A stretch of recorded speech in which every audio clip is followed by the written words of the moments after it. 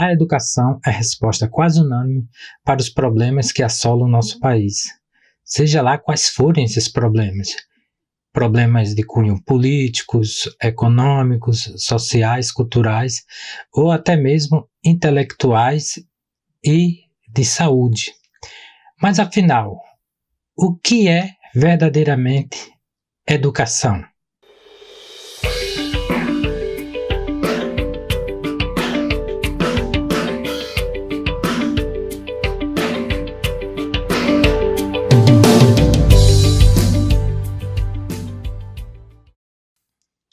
É comum ouvirmos por aí que a educação é sim a solução para os diversos problemas do nosso país. E essa suposta solução nós a ouvimos de bocas dos professores, da população no geral, da mídia, mas surge realmente a questão: o que verdadeiramente é a educação? Quando eu faço essa pergunta às pessoas que eu conheço, sejam elas professores ou de diversas outras profissões, as respostas geralmente são essas. É muito complicado. Outra de cunho semelhante. O que é educação para mim pode não ser para você. E outros relacionam a educação ao ensino, sejam público ou privado, e também sejam de nível secundário ou superior. E é bastante complicado isso, pois se as pessoas tomam a educação como solução para os problemas, e quando a indagamos sobre o que é educação e elas não respondem, elas estão sendo extremamente contraditórias. Por que contraditórias? Bem, pelo simples fato de, se você sabe que algo é uma solução, você sabe verdadeiramente o que é aquilo, ou seja, o que você toma como solução, você sabe o que é, mas não é assim que acontece. É totalmente o oposto. E isso, Sócrates já tinha passado na Grécia, há muito tempo atrás, e as indagações continuam. E por aí vai. Em tempos pretéritos, quando eu morava no interior, sempre quando eu podia eu ia trabalhar com meu avô no roçado, ou seja, na agricultura. E aprendi várias coisas. Aprendi que para você extrair o melhor de cada tipo de vegetal, você tem que conhecê-lo bem. E lá, geralmente, meu avô plantava batata, macaxeira, milho e feijão. No geral, era mais isso. E cada cultivo desse tipo de vegetal era diferente. Por exemplo, você tinha que trabalhar a terra, arar a terra e preparar a terra para as diversas culturas. Ou seja, batata, você tinha que trabalhar a terra para a batata, o feijão para o feijão, o milho para o milho, verdadeiramente para o milho, e não inverter. Você não podia preparar uma terra para plantar batata, por exemplo, e usar essa mesma terra, essa mesma pedaço de terra para plantar milho. Não rendia muito bem. Então, o que a gente aprende? Que para cada tipo de semente, para cada tipo de vegetal, existe uma cultura diferente, ou seja, um cultivo diferente. Por que acontece isso? Porque quem trabalha na agricultura sabe muito bem e conhece muito bem as sementes e sabe como cultivar cada uma delas. E sabe também que, para tirar o melhor delas, não basta apenas plantar. Você tem que limpar a terra, tirar as ervas daninhas, evitar que insetos prejudiquem a lavoura e por aí vai. E quando os vegetais atingem sua idade madura e começam a dar frutos, eles dão os melhores possíveis. Tudo isso dependendo de como você cuida da terra e da plantação. Por que eu estou falando isso? Porque na educação acontece algo de modo semelhante. Você não pode deixar seu filho, por exemplo, ou uma criança na escola, aprender por si mesmo, deixar ela por conta própria. Isso é extremamente inadequado. Por quê? Porque uma criança por conta própria, ou qualquer estudante por conta própria, de um modo geral, o que acontece é o seguinte: eles só vão querer atualizar, só vão querer acentuar as suas paixões, a sua sensualidade. O intelecto exige esforço para você trabalhar com ele. Exige disciplina. E essa disciplina, muitas das vezes, tem que vir de externa. Tem que vir de outra pessoa. Por exemplo, um pai disciplina um filho para que ele estude. E exige. Assim também como um professor tem que ter uma certa autoridade sobre o estudante ou sobre o aluno. E isso a gente não vê. Por quê? Porque na relação ensino-aprendizagem, ou na relação de pai e filho, assim também como de aluno e professor, as coisas praticamente foram invertidas. Você praticamente quer tratar os filhos e os estudantes como pais e os pais como os filhos. Ou seja, a hierarquia foi invertida. E não dá certo, isso não rende frutos. Você não vai extrair o melhor do aluno ou do seu próprio filho se você inverte essa questão. E isso é extremamente nocivo, assim como também é na semente, é na agricultura. Você não vai poder extrair o melhor de cada vegetal se você tratá-lo de forma diferente. Ou seja, você não vai tirar o melhor do feijão se você for tratar ele, por exemplo, como a batata. Não tem como. Cada um tem uma natureza diferente. E isso a gente tem que levar em consideração, tem que ser levado em consideração. Caso contrário, tudo cai literalmente por terra. Para extrairmos o melhor dos estudantes, assim também como dos nossos filhos, temos que conhecê-lo, temos que saber o que verdadeiramente é o ser humano. E a filosofia sempre se preocupou com isso. Esse lado da filosofia é chamado de antropologia, ou seja, antropologia filosófica, o estudo do homem do ponto de vista filosófico, ou seja, nos seus fundamentos primeiros.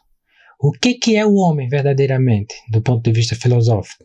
Aristóteles afirmava que o homem é um animal racional. E está correto, pois temos uma parte animal, isso é comum entre nós e os leões, por exemplo, os bois, girafas e por aí vai. Mas nós ultrapassamos os animais, porque temos a questão racional. E essa racionalidade que tem que ser atualizada, e não a parte animal, como é hoje, que a gente percebe, seja nos programas de TV, em filmes, até mesmo nas escolas, onde é atualizado a parte animal, a parte sensível, passional, os instintos, e não a parte intelectual, a parte que verdadeiramente difere os homens dos animais. Então fica evidente que há sim uma relação analógica entre o cultivo de uma semente, de um vegetal e a educação. Assim como há um método, uma ciência ou técnica de cultivar os vegetais, há da mesma forma de cultivar o indivíduo humano, extrair dele o melhor. E isso na Grécia Antiga chamava de paideia, que muitos tomam como educação, mas o termo em si, paideia, está encerrado várias outras, como civilização, cultura, tradição, literatura e propriamente educação. Todos esses termos, esses conceitos, eram encerrados na paideia. Não vou aqui me estender muito sobre essa questão da educação, ou seja, esse método ou arte de extrair o melhor do indivíduo, ou de conduzir o indivíduo humano a um caminho que ele extraia o melhor de si, pois não é o objetivo aqui desse vídeo, mas apenas fazer uma síntese sobre o que se encerra nesse termo. Mas é importante deixar claro que a educação tem também o objetivo de cultivar no indivíduo a sua racionalidade, o seu intelecto, atualizar as suas habilidades racionais, suas faculdades intelectuais, e não ficar restrito na sua parte irascível, passional e instintiva. E convenhamos, o que mais se vê hoje nos meios de ensino, nas escolas, é o indivíduo praticamente atualizando a sua parte emocional. Praticamente estão se formando histéricos nas salas de aula, onde não se acredita nos fatos, naquilo que é captado pelos sentidos, mas sim naquilo que ele próprio fala. Ou seja, não há uma conexão verdadeira da realidade e do indivíduo. Não, hoje o que se vê praticamente é que a realidade fica encerrada na seara da experiência emocional do indivíduo. Ou seja, isso é histeria. Você não tirar conclusões baseadas nos fatos, mas fazer com que os fatos se encerrem no que você pensa, no que você fala. É um absurdo isso, mas é o que acontece. Eu sei que muitos pensam que a educação é ir para a escola. Muitos pais pensam que a educação se restringe a colocar o seu filho numa escola, seja de ensino fundamental, médio, e depois ele vai para a faculdade ou para as universidades. Bem, não é exatamente isso a educação. Muitas das vezes é o contrário, é o oposto. Por exemplo, entre os diversos conhecimentos que surgiram na história, existe o conhecimento religioso. E para nós aqui ocidentais, sobretudo o conhecimento teológico cristão. Eu considero o conhecimento cristão de extrema necessidade para a educação do indivíduo. É essencial e é a parte mais importante da educação do indivíduo é ter o conhecimento religioso cristão. O legado que nosso Senhor Jesus Cristo deixou para nós. Por que eu falo isso? Porque assim como nós temos que conhecer uma semente para extrair dela o melhor, temos também que conhecer o indivíduo humano para extrair dele o melhor. E quem melhor conhece o indivíduo humano senão nosso Senhor Jesus Cristo? Pois ele curou pessoas, suscitou pessoas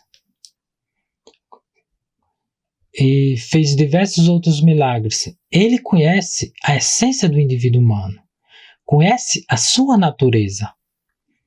Então, não há pessoa melhor para nos instruir do que nosso Senhor Jesus Cristo. E esse conhecimento não está na escola, não está nas universidades. Muito pelo contrário. Você muitas das vezes, quando fala o nome de nosso Senhor Jesus Cristo, ou tem atitudes cristãs numa universidade, você é hostilizado, você é preterido. E como? Se lá é uma instituição que se dizem de educação, e você hostiliza aquele que mais contribuiu para a educação do indivíduo humano. É por isso que eu deixo bastante claro que as escolas não é um ambiente propriamente propício para o cultivo do indivíduo. O cultivo que eu falo é no sentido intelectual, físico, mental e espiritual. Pois o indivíduo, ele ele não é apenas sua parte instintiva, ele não é apenas o intelecto, ele é o todo, ele é composto de carne e espírito. E isso é bastante óbvio. Espero que tenha me fazido compreender. Desculpem a minha dicção, pois é o primeiro vídeo do canal, eu ainda estou pegando o macete, como dizem, ainda estou me familiarizando, mas eu verdadeiramente espero que vocês tenham compreendido o que eu quis passar para vocês, e se vocês tiverem gostado do vídeo, se inscrevam no canal, dê seu like, ative o sininho. Então é isso. Fiquem todos com Deus e, como diz meu filho Atila, até breve.